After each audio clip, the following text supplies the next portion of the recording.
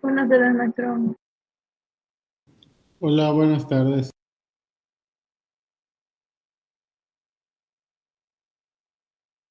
Ahora esperar.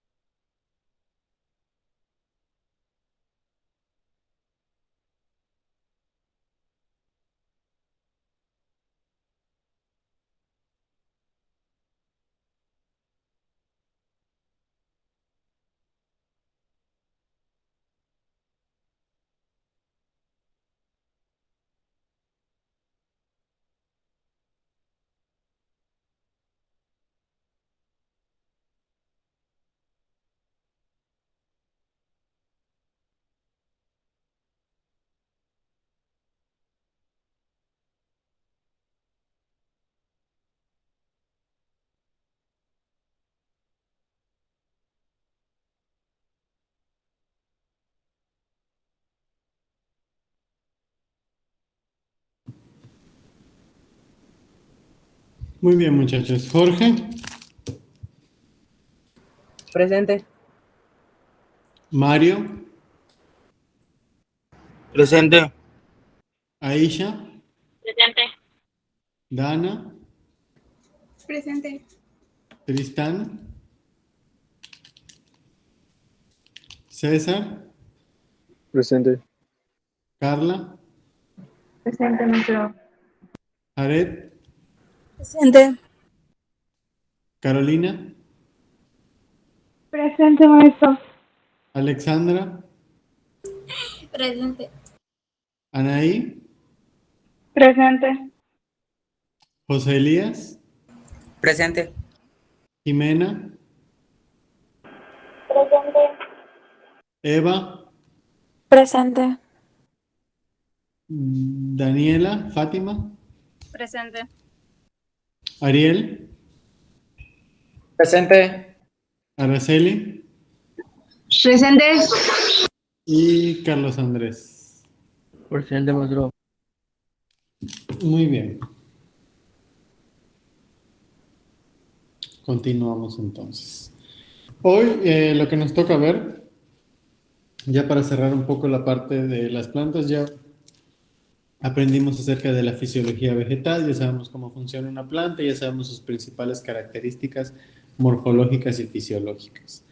Ya lo que nos toca ver hoy es un poquito acerca de la parte de clasificación de las plantas, ¿ok? Cómo se dividen, qué grupos hay, qué tipos de plantas encontramos en cada uno de ellos. Ese es el tema que nos toca hoy. Nosotros ya hemos platicado algo de eso en clases anteriores, pero pues ya hoy vamos a ver el tema como tal, pues como para continuar con el programa, ¿ok? Déjenme les comparto la pantalla.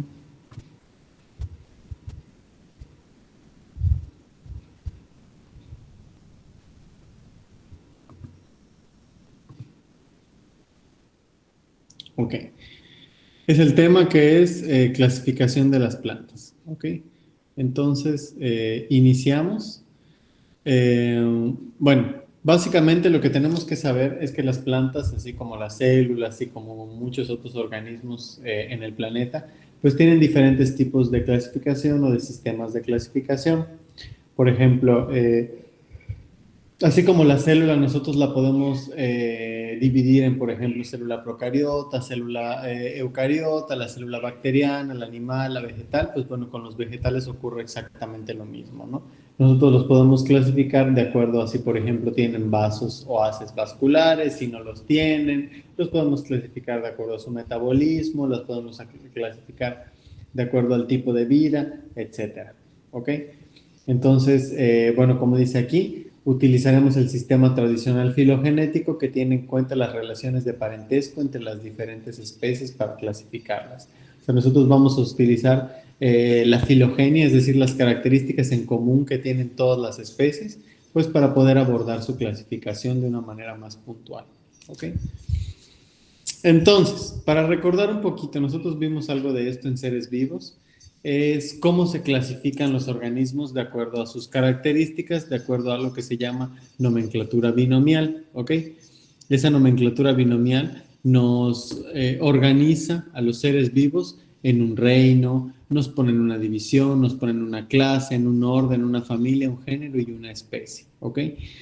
Si se dan cuenta, va desde lo más general hacia lo más particular, ¿ok? Lo más general es formar parte de un reino. Por ejemplo, nosotros los humanos formamos parte del reino animal. ¿Qué división? Pues estamos dentro de los vertebrados, ¿verdad? ¿Qué clase? Específicamente la clase de los mamíferos, el orden de los primates, la familia de los homínidos, el género Homo y la especie Sapiens. ¿Por qué? Porque el género y la especie ya forman específicamente al organismo que es Homo sapiens, ¿ok?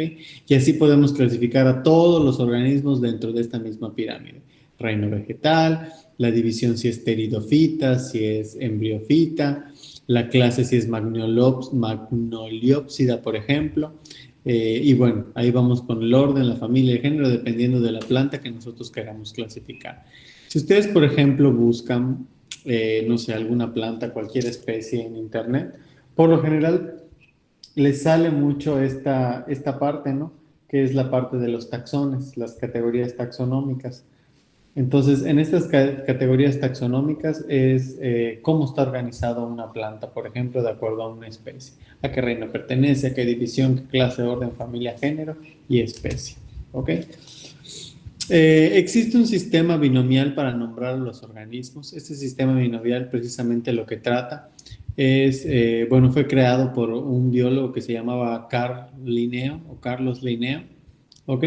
Y él propuso que las especies tuvieran un nombre científico, un nombre que fuera universal y que fuera reconocido por todos, no importa la región o el lugar del mundo en el que esté, ¿ok? Ese nombre científico está formado por dos vocablos o dos palabras, como lo estamos viendo aquí. Aquí tenemos un ejemplo. El nombre científico del eucalipto es Eucalyptus globulus, ¿ok? El nombre científico que un organismo tiene es único y no puede repetirse, ¿ok? ¿Qué es lo que sí podemos encontrar? A lo mejor el género, ¿ok? Un nombre científico está formado por dos nombres. Uno es el género y uno es en específico la especie, ¿ok? Por ejemplo, en el caso de nosotros somos Homo sapiens, pero en el género Homo, que somos todos los homínidos, pues no solamente somos nosotros, estamos nosotros que somos de especie sapiens y están los otros homínidos que también forman parte de nuestro género, ¿ok? Existen los nombres vulgares o los nombres comunes también, que es el nombre con el que normalmente conocemos a las plantas, que es el nombre coloquial, por ejemplo, el eucalipto medicinal, etcétera, ¿no? Hay muchas plantas aquí en Yucatán que nosotros las conocemos con un nombre común, un nombre convencional, pero sepan ustedes que también tiene su propio nombre científico, por lo tanto está clasificado dentro del orden de género y especie, ¿ok? La parte de especie en un nombre científico siempre es la segunda palabra y es el distintivo para el organismo que tú estás describiendo. El género es un grupo de organismos que ya incluye a las especies, pero es un grupo que tiene cierto parentesco. Por ejemplo, el género de los eucaliptos es un género de plantas que todas tienen el mismo tipo de parentesco y tienen el mismo tipo de fisiología y estructura vegetal, ¿ok? Por eso forman parte del mismo género. Ahora sí, con respecto a la clasificación en el reino vegetal, pues bueno, distinguimos que tenemos a las plantas terrestres, ¿verdad? Las plantas terrestres las podemos dividir en dos grupos principales, las plantas vasculares y las plantas no vasculares. Las plantas vasculares son aquellas que, como nosotros ya sabemos, tienen tejidos conductores, xilema y floema, ¿ok? Que son los haces vasculares o los vasos de las plantas, ¿ok? Ya sabemos que el xilema, ¿qué es lo que transporta? ¿Quién me dice?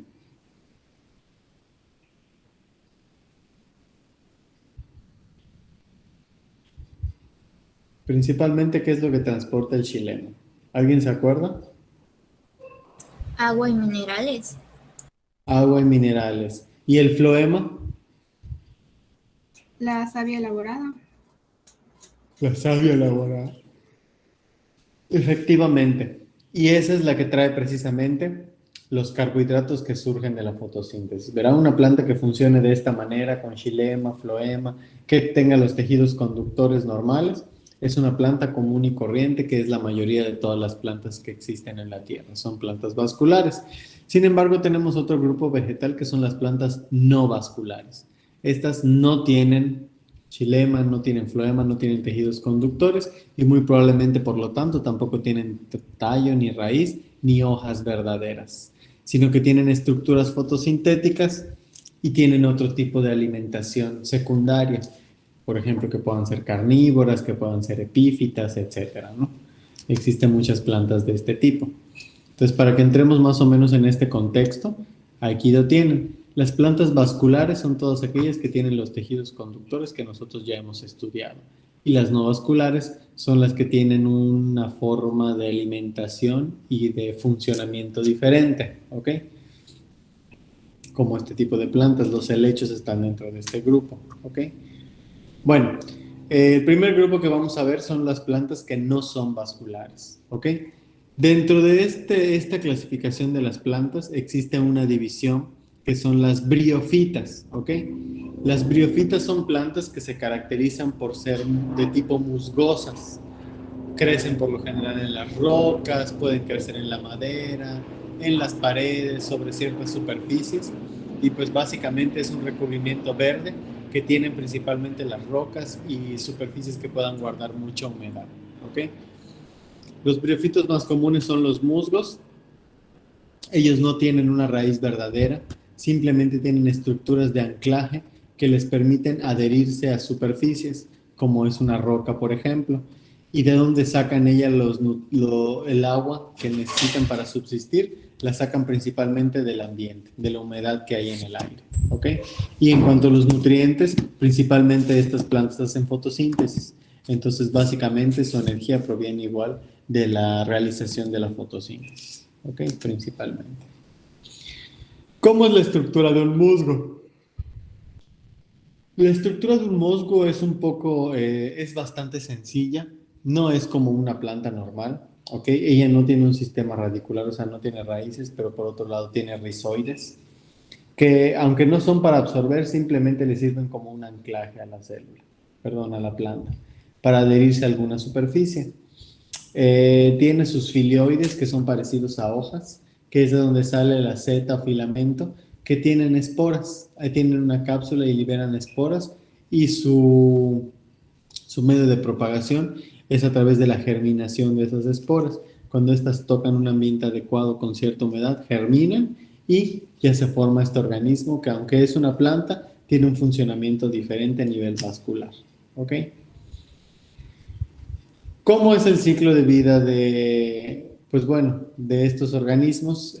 Principalmente empieza a través de esporas que son liberadas. Estas esporas, por lo general, se liberan igual con algunos insectos y otros animales que ayudan a su propagación, ¿ok?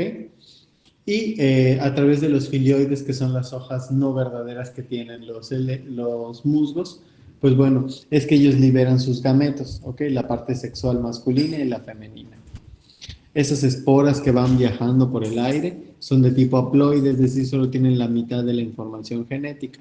Y poco a poco, cuando encuentran un lugar propicio en el cual crecer, es cuando germina esa espora y se vuelve nuevamente a formar una planta que hasta cierto tiempo de vida va a alcanzar su madurez y va a reproducirse ella sola por esporas, ¿ok? Sin necesidad de otro tipo de organismos. Algunos ejemplos de briofitas que son plantas no vasculares son los arquegonióforos y los antedióforos, ¿ok? Son diferentes tipos de musgo que, pues bueno, cambian de acuerdo a la región y a las características nutricionales que haya disponibles para ellos. El que nosotros comúnmente más hemos observado es este que está aquí, ¿ok? Es el clásico musguito verde, que son filamentos muy delgaditos que pueden tapizar piedras o superficies, ¿ok? Muy bien. Déjenme, les voy a compartir otra presentación, una que tiene un poquito más de información para que ustedes me ayuden leyendo. Permítanme un segundo.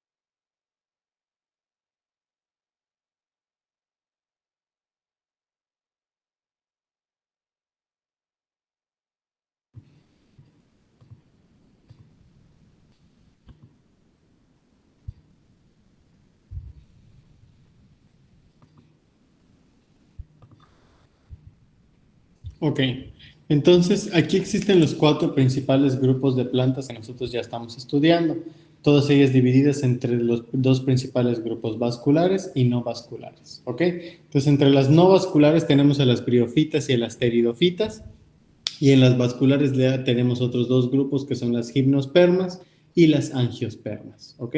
Las gimnospermas son las plantas sin flores y las angiospermas son plantas con flores.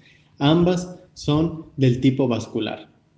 Las briofitas y las pteridofitas se clasifican como plantas no vasculares y a partir de ahí reconocemos estas 4 divisiones, ¿no? Entonces empezamos con las briofitas o musgos, que son las que nosotros estábamos estudiando. Dana, ¿será que puedas leer, por favor, esta diapositiva? Son el grupo más importante de las plantas no vasculares. Esto quiere decir que carecen de vasos para el transporte extensivo de agua, alimento y minerales.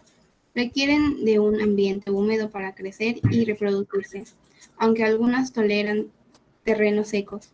Poseen una estructura homogénea, con pocas diferencias, no se distinguen claramente elementos tales como la raíz, tallo y hojas.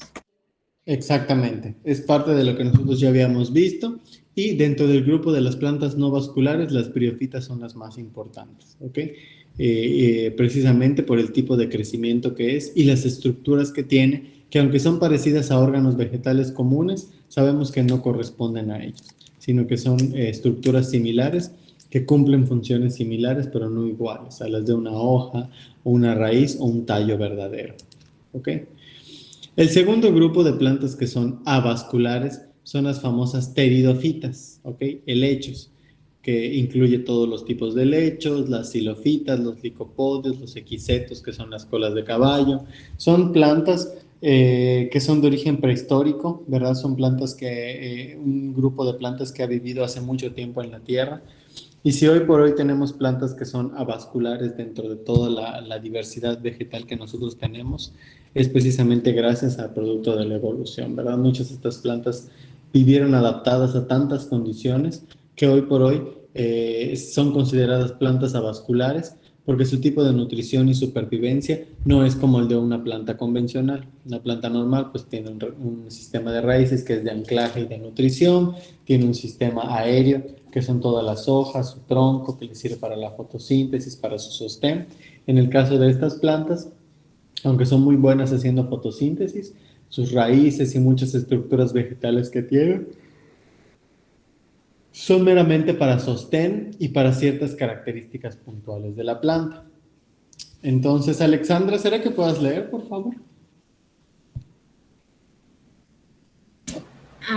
Está bien. Son plantas vasculares que no tienen semillas y son especialmente comunes en bosques templados y lluviosos, tropicales, donde se encuentran en mayor cantidad y variedad. Pueden alcanzar un tamaño mucho mayor que las briófitas, aunque en las regiones templadas los helechos son relativamente pequeños. En los trópicos los helechos arbóreos pueden llegar a 18 metros de altura. La mayor parte de estas plantas también tienen raíces y hojas vascularizadas. Exactamente. Vamos a ver que aunque estas plantas no tienen xilema y floema como una planta normal, tienen haces vasculares en sus hojas, que aunque no son la misma función que un xilema y un floema, pues les sirven únicamente para distribución principalmente de agua, ¿ok? Estas plantas, como les digo, son de origen prehistórico, las hay muy grandes y que por lo general tienen esa característica, ¿no? De que, bueno, no soportan mucho ciertas condiciones a las que están acostumbradas una planta normal, como la luz solar directa, ¿verdad? Y nos encontramos con especies que pueden llegar a los 18 metros de altura, como un helecho arborescente, ¿ok? Todos ellos son especies protegidas. Dentro del grupo de las plantas vasculares vamos a distinguir otros 2 grupos de plantas muy importantes, que son las gimnospermas y las angiospermas. Las gimnospermas se les conoce como plantas que no tienen flores. También se les conoce como plantas de semilla desnuda, ¿ok? ¿A qué me refiero a esto? A que su ciclo de reproducción es diferente al de las angiospermas. Nosotros estamos acostumbrados a las plantas comunes, que son las angiospermas, que producen un fruto que se fecunda, producen una flor que se fecunda y se convierte en un fruto con semillas, ¿ok? Es una semilla que está cubierta dentro de un fruto. Las gimnospermas son un grupo de plantas que funcionan de una manera diferente. Ellas no crean un fruto con semillas, ni tampoco tienen una floración aparente, por ejemplo, como es el caso de los pinos y las coníferas. Ellos no tienen flores, no tienen un tipo de floración, simplemente su forma de reproducción es a través de los conos. Por eso se les llama coníferas a los famosos pinos, ¿ok? Porque sus semillas las dan en una estructura muy parecida a un fruto, pero que no lo es, ¿ok? Y son prácticamente semillas desnudas, porque no vienen envueltas en un fruto, sino que simplemente salen de una estructura secundaria que tienen estas plantas. ¿Será que puedas leer, Ariel, por favor? Claro, maestro. Gimnospermas o coníferas. Coníferas, cicadeas, gingoáceas y genotófitas. Ahí está difícil. La palabra gimnosperma en griego significa semilla desnuda. Esto explica por qué las semillas de estas plantas están completamente expuestas o retenidas en camas de las piñas. En el caso de las coníferas, la mayoría son arbustos, leñosos o plantas perennes. Como las coníferas, la clase de gimnospermas más abundantes en la actualidad. Exactamente. ¿Qué tipo de plantas incluyen? Las coníferas, que son todos los tipos de pinos. Las cicadáceas, las cícadas son muy parecidos a helechos, son de tipo prehistórico. El Ginkgo biloba, que es la única especie que pertenece al grupo de las gingoáceas, no existe otra. Y las netofitas, que ya son plantas muy parecidas a las colas de caballo, ¿ok? Todas ellas producen este tipo de estructura que se conoce como cono o piña, ¿ok? Que tiene ahí unas aberturas entre las cuales están las semillas desnudas, ¿ok? No están creciendo en flores, en frutos, ni nada, sino que simplemente están dentro de estas estructuras que cuando se abren, las liberan pues por todo el ambiente, ¿no? Y ellas pues hasta que encuentran un lugar propicio donde crecer, pues es que germinan, ¿no? Aquí podemos ver una imagen, ¿no? Esto que ustedes ven aquí al ladito de cada una de las imágenes es la semilla correspondiente a cada uno de estos organismos, ¿ok? Son de las clases más abundantes que existen, las coníferas de gimnospermas, y pues son las que comúnmente nosotros conocemos como los pinos, ¿ok? Otro grupo pues son las clásicas plantas que son las angiospermas. ¿Puedes leer, Jimena, por favor?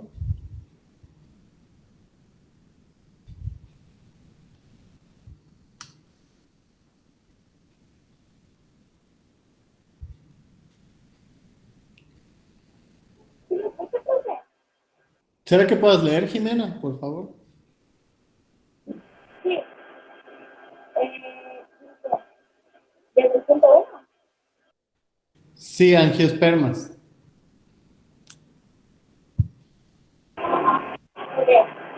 Angiospermas. Son plantas que producen semillas, flores y frutos. De hecho, en griego, angiospermas significa semilla cerrada en una cubierta, debido a que las semillas se encuentran dentro de un fruto.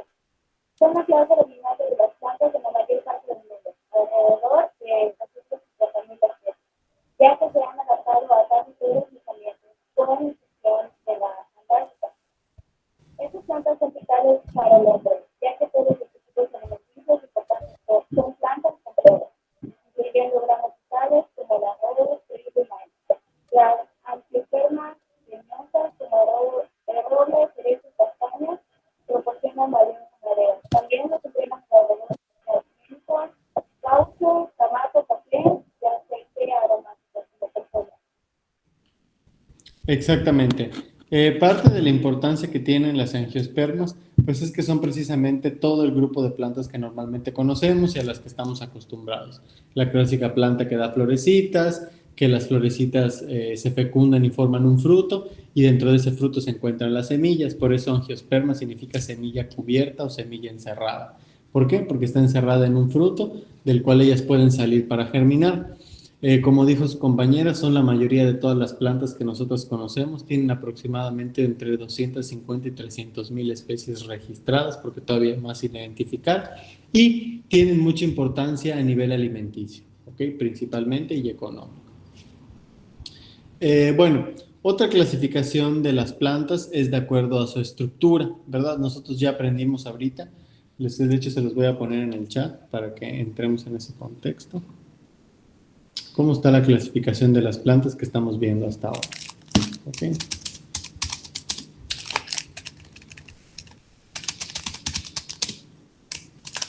Entonces las dividimos en dos grupos. Las vasculares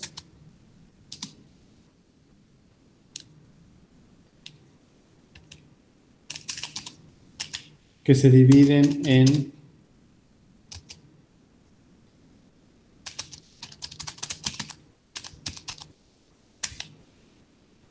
pteridofitas y briofitas. Y tenemos a las avasculares, que las dividimos en angiospermas y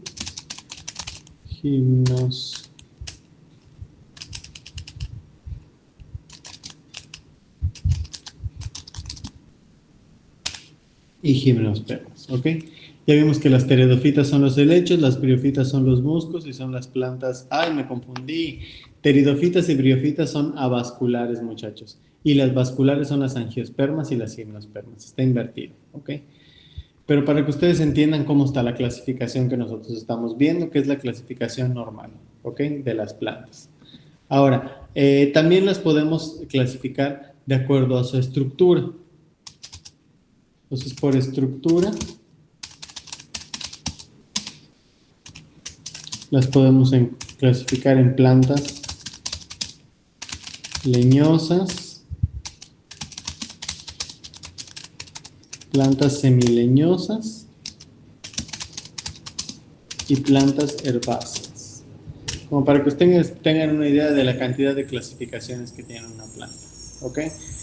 Las podemos dividir en leñosas, semileñosas y herbáceas. Entonces ahorita lo que les voy a compartir es precisamente qué es una planta leñosa.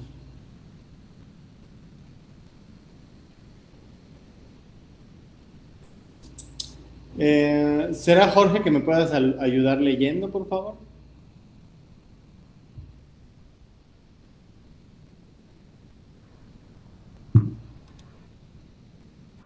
Sí, profe. Ahorita que lo vea. Me avisas si no lo ves. Ahora sí. Las plantas leñosas, los árboles. Cada árbol tiene al menos un tronco, que es lo que sostiene toda la estructura del árbol y que termina en una copa. Cuando no existe ramificación, como en el caso de las palmeras, que solo tienen un penacho de grandes hojas en su extremo superior, no se habla del tronco, sino de estipe. La altura de los árboles respecto al suelo varía según la especie de la que se trate.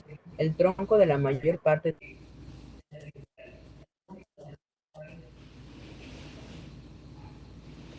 de los árboles aumenta alrededor de 2.5 centímetros anualmente. ¿Ok? Muy bien.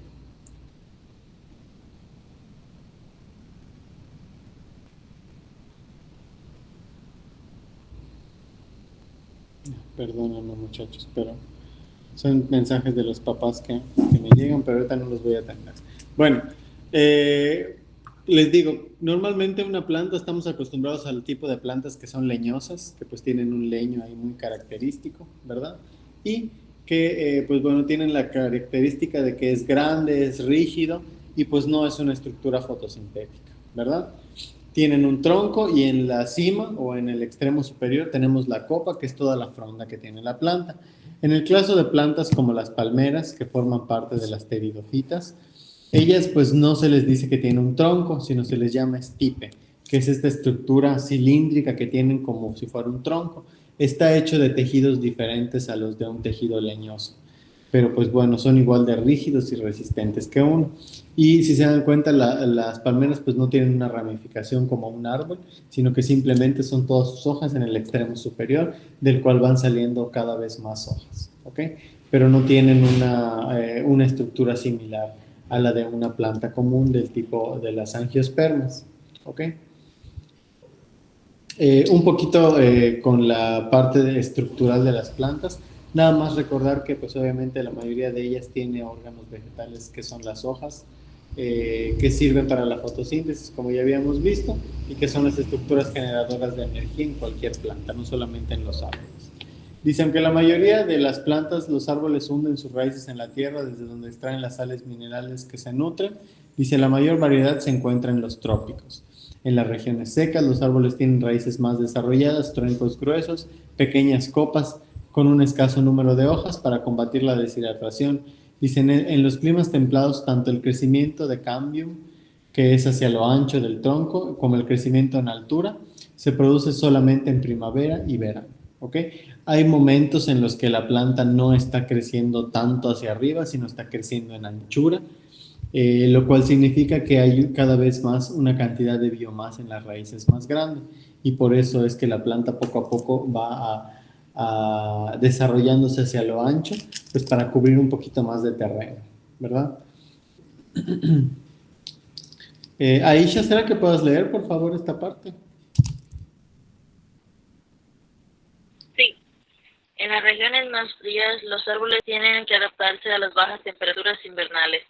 Un gran número de árboles pierde sus hojas al llegar el invierno, y las yemas que dan lugar a los brotes quedan encerradas en cápsulas protectoras. Este tipo de árboles recibe el nombre de caducifolios. Este mecanismo de sobrevivencia también es característico de las especies que se encuentran en las regiones templadas, ya que en estas zonas, durante el invierno, las horas de luz disminuyen y el agua escasea debido a que gran parte se encuentra helada. Exacto. Muy bien. En base a eso,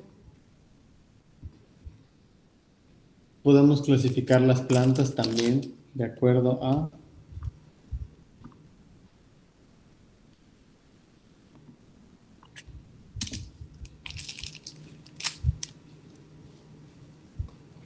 es una clasificación de acuerdo a anualidad. De acuerdo a la anualidad o a la temporalidad, podemos clasificar a las plantas en dos grupos, que son las caducifolias y tenemos las perennifolias. ¿Ok? Las caducifolias son el grupo de plantas que acaba de leer Aisha. Se trata de un grupo de plantas que se caracteriza porque pierden las hojas al menos una vez al año. Este tipo de vegetación, este tipo de plantas son las que característicamente tenemos aquí en Yucatán. Ahorita todo está muy verde, pues porque la temporada de lluvias es reciente, hemos tenido un buen flujo de agua y pues tenemos mucha radiación solar, entonces todo eso es energía para la planta. ¿Ok? Sin embargo, cuando el agua empieza a escasear, pues es ya cuando empiezan las plantas a tener su respuesta caducifolia. Empieza a escasear el agua, ahí sigue habiendo mucha radiación solar, entonces lo que hago es que pierdo las hojas para solo quedarme con el tronco como la estructura principal, en lo que nuevamente yo me vuelvo a hidratar y a recuperar nutrientes para volver a reverdecer. ¿Ok? Esas se les llama plantas caducifolias, que al menos unas 2 o 3 veces por año la planta queda completamente sin hojas, pero pasado unas semanas ya vuelve otra vez a reverdecer, ¿ok? Eso es característico de aquí y es un mecanismo que las plantas tienen pues para soportar las temperaturas, para que no mueran en presencia de mucho calor y pues les da chance de volver a regenerarse después de pasado un tiempo, ¿ok? Por el contrario, las plantas perennifolias es un tipo de plantas que se caracterizan porque son siempre verdes. Y aunque pierdan muchas hojas de manera normal, porque las hojas son órganos reemplazables, las perennifolias se caracterizan porque ellas no son plantas que se les caen las hojas por completo, sino que son plantas que siempre tienen hojas todo el tiempo, todo el año. ¿Okay? Existe la selva perennifolia aquí en Yucatán, es una selva en la que todas las plantas son siempre verdes, y tenemos la selva caducifolia, que es una selva que aunque ahorita puede estar muy poblada de plantas, sabemos que en cualquier momento o en cualquier época del año todas van a perder las hojas y se va a ver como si fuera un ambiente árido, ¿ok? Entonces es otro tipo de clasificación que le podemos dar a las plantas de acuerdo a la anualidad. ¿Por qué la anualidad? Porque, pues bueno, al menos unas 2 o 3 veces por año es que podemos diferenciar entre cuál es una planta que pierde las hojas o caducifolia y una planta que siempre las tiene o es perennifolia, ¿ok?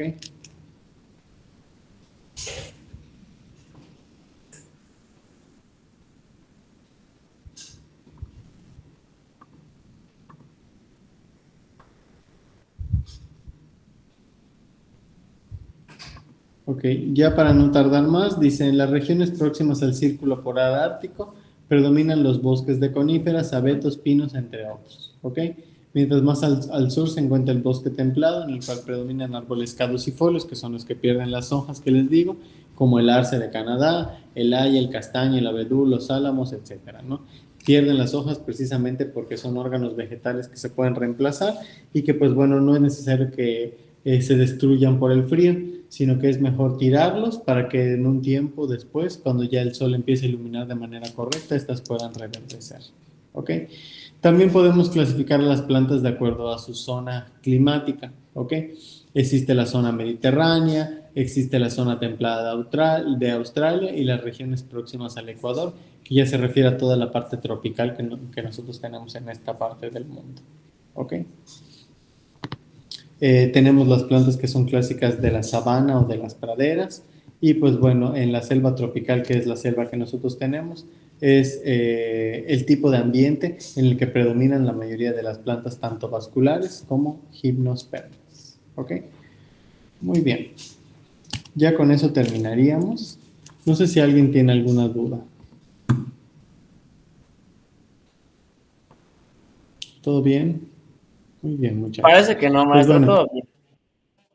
excelente. Pues lo vamos a dejar hasta aquí para que ustedes se preparen para su clase, yo igual para mi última clase. Y pues seguimos en contacto. Nos vemos la siguiente clase para continuar con el tema o una actividad. ¿Ok? Que tengan bonita tarde. Que les vaya muy bien. Bueno, profe, igualmente. Hasta luego, profe. Hasta luego.